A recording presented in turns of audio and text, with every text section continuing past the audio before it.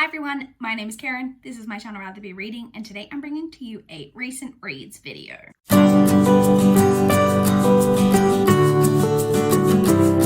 So it has been a week since I last checked in for a recent reads video.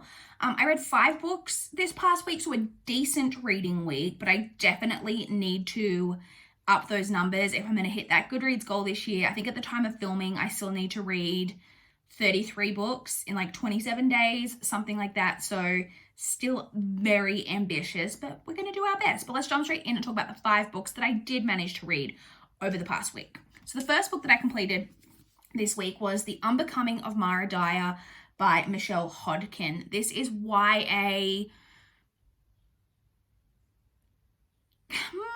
paranormal, like, question mark? Because the whole premise of this series is that Dyer is a teenage girl who was in a really smart, idea that she and a couple of her friends her boyfriend and 2 of her friends go to a abandoned mental asylum as like part of like a dare to like spend the night in this mental asylum. And while they're there, the entire building collapses and her boyfriend and her 2 friends are killed, and she is the only survivor. She's obviously incredibly traumatized by this experience, has PTSD. Her and her family move from Rhode Island to Florida. They're now living in Miami, and she goes going to a new school and all of that. But she is starting to experience a lot of weird occurrences, and the book is definitely playing on is this all in Mara's head? Is she having mental health issues as a result of this incredible trauma? Or is there something paranormal going on? So that is the basis of this series.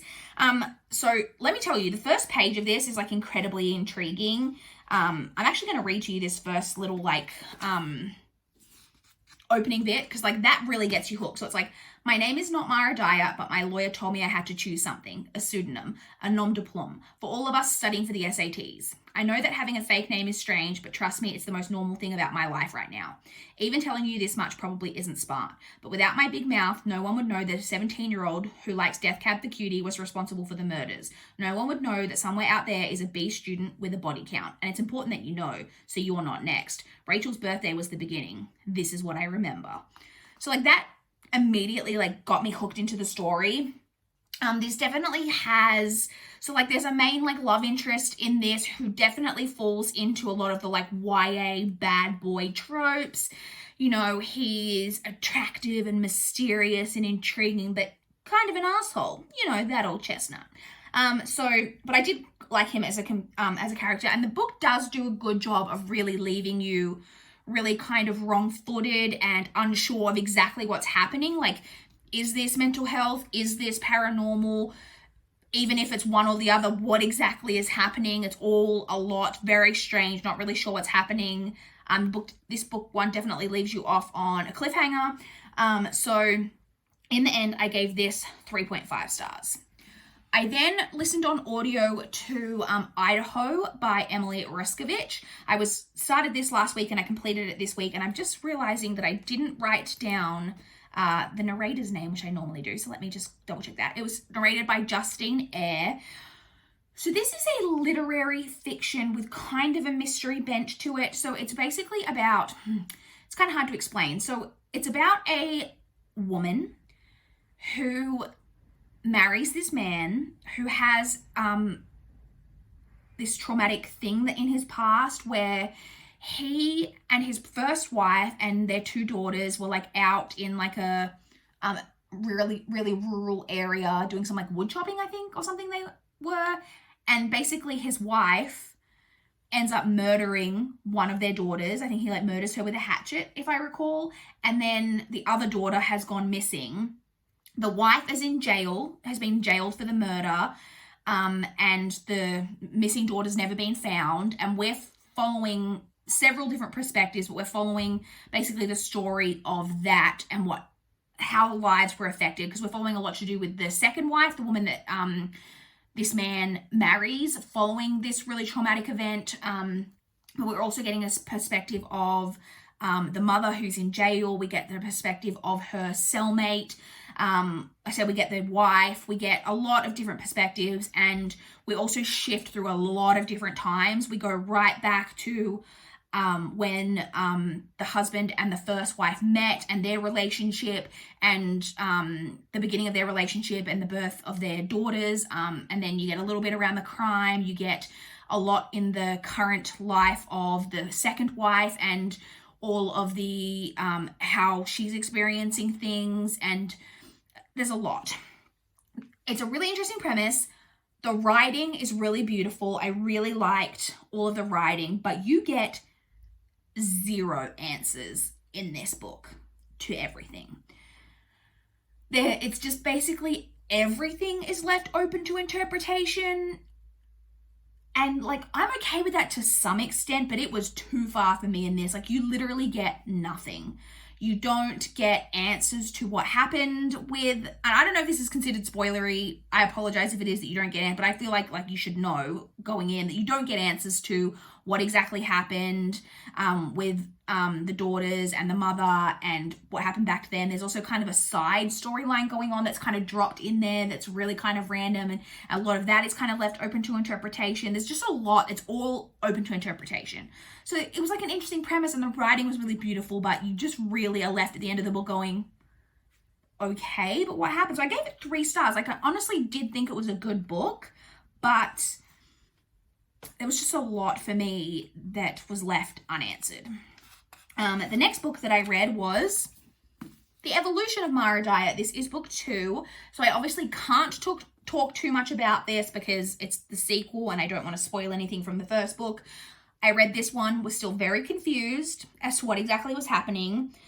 There are also, I will say, with Michelle Hodkin's writing, particularly in this one and in book 3, which spoilers I'm going to be talking about soon, there's a lot of scenes themselves that as the scene is progressing and you get to the end of the scene, I then would think, I don't actually even understand exactly what happened in that scene.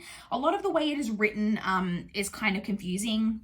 I wasn't sure where we were heading with the ending of this trilogy. I still enjoyed the ride of this, looked forward to kind of finding out what exactly was going to be going on, and I gave this 3.5 stars as well.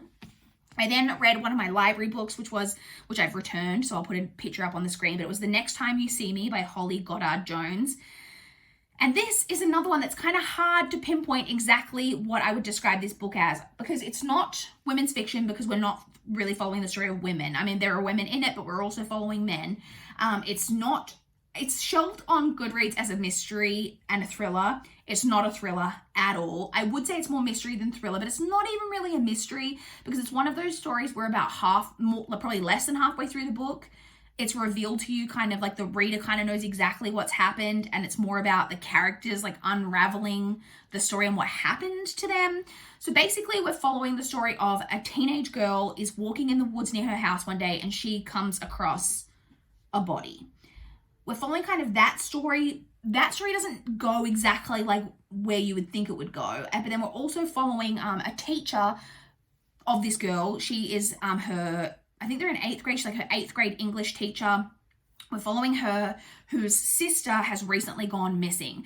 But it's not taken very seriously by a lot of people because her sister was kind of wild, is known to be someone who goes out a lot and parties and gets really drunk and has kind of gone on a lot of benders and disappears, is known for being quite promiscuous and sleeping around with a lot of different men, is really judged for that. And so people are just kind of she'll turn up when she turns up. But her sister is no, this isn't normal. I normally talk to her at least once a week. I haven't heard from her. Her car's at her house, but she's not there. She's missing. So they're kind of the 2 main storylines that we're following, but you do follow a lot of different characters. You follow both of those characters, but you follow several other characters as well. Like I said, but it's not effective as being a mystery because the reader basically knows what's happened. And so I would more say that it's more character study. It's really looking at the characters and how they react to things and how things happen and why they've happened. Having said that, it's not really compelling in that way because the characters are basically, they're incredibly dull. The whole book was really kind of dull. Like I said, there's no intrigue or mystery to it. The characters are boring and not compelling. In the end, I gave it 2.5 stars, which maybe feels a little harsh, but I don't know. It honestly was really quite dull. And then the final book that I read this week was The Retribution of Mara Dyer by Michelle Hodkin. So I feel pretty good that I read this entire trilogy this week. So this is the final book in the trilogy, obviously. So again, can't really talk about what happens in this, but I was really quite disappointed with this. I feel like Michelle Hodkin doesn't explain anything. There's a lot that's left unanswered, and not in the way that it's left open to your interpretation. There are side characters that just kind of you never really find out what happened with them, which I don't is really quite annoying. And then you're kind of given large brushstrokes as to what's going on without any detail. And this is the type of book for me where I needed the detail. I was like, okay, but why? And you just never get that. I'm like, okay, you're saying that this is happening like this for this reason, but you're not explaining the background of it, or why that's a thing, or how it works, or anything like that. I can't really say much more about this without spoiling, obviously, the series, but I don't think this was an effective end to a trilogy, honestly. In the end, I gave this 2.75 stars. It wasn't terrible. The trilogy was mostly enjoyable overall, but I just was left finishing this book okay, but what about this and this and this and this? And can you not explain this? It left me with a lot of questions. I feel that was the theme of this past week, was reading books where you were just at the end, okay, kind of unsatisfying. It was kind of an unsatisfying week in that way. So that's it. Those are the 5 books that I read. Like I said, not a bad reading week by any means. Like I said, I read an entire trilogy this week, but definitely need to up my numbers for the rest of the month if I'm going to be hitting that Goodreads goal. I would love to chat with you guys in the comments down below if you've read any of the books that I read, or if you want to chat about what you guys have been reading recently. I would love to know. Please like the video if you liked it. Please subscribe if you want to see more from my channel. That is all I have for this video today. Bye, guys.